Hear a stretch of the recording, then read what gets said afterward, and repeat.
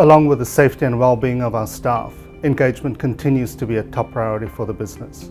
I'd like to begin by thanking our staff for their participation in the last Viewpoint survey and the valuable feedback they provided to us in order to determine the key priorities for improvement. Based on the feedback from our staff, the 4 key areas that we prioritize for improvement are to ensure that we can support our staff with the right systems, tools, processes and other resources to do their work more effectively. They've asked us to create an environment in which their views could be heard. They wanted to see more consistent demonstration of our governing principles and for that to be led from the top. And finally, they importantly wanted to see that we will in fact act on the feedback that they provided through the Viewpoint survey.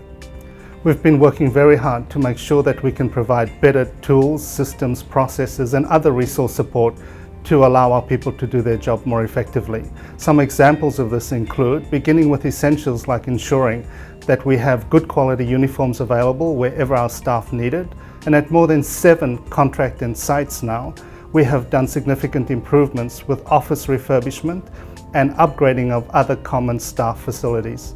Our second priority is to create an environment where our people do feel that their views are listened to. I have to begin this by saying that my expectation of all of our leaders is that they will communicate openly and honestly at all times. We've now begun to put in place additional forums such as our Big Breakfast, our Discover Serco events and our cross-contract celebrations during Serco Day so that people can interact with each other, learn more about the company and express their views more openly. We also have contract-specific forums such as all staff and off-site meetings where our staff can be fully informed of the changes that may affect them. So it's not just about work processes and systems and tools.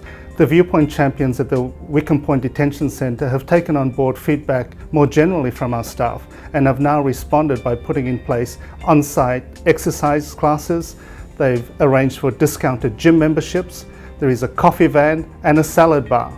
At West Australia Court Security and Custodial Services contract, they've put in place a serco social fund through which employees who meet contract goals are rewarded with team building and social activities.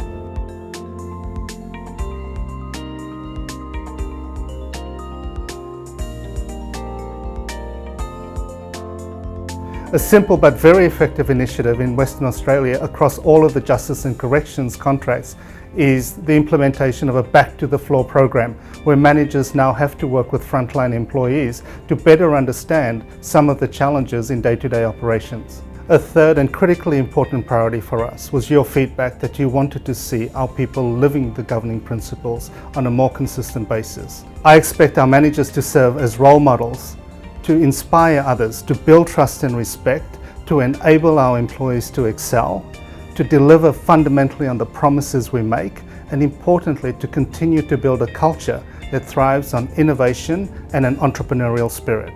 At Wandoo Reintegration Facility, nominations for Employee of the Month must now include examples of how those nominees are living our governing principles.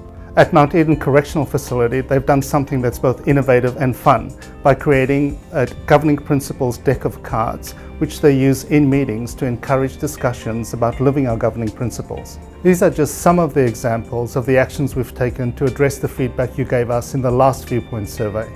Making improvements is an ongoing process, but we will keep you informed of the progress we make. I look forward to hearing from you how we've done. So please take the time to complete the next Viewpoint survey in September and help us to make Serco a better place to work.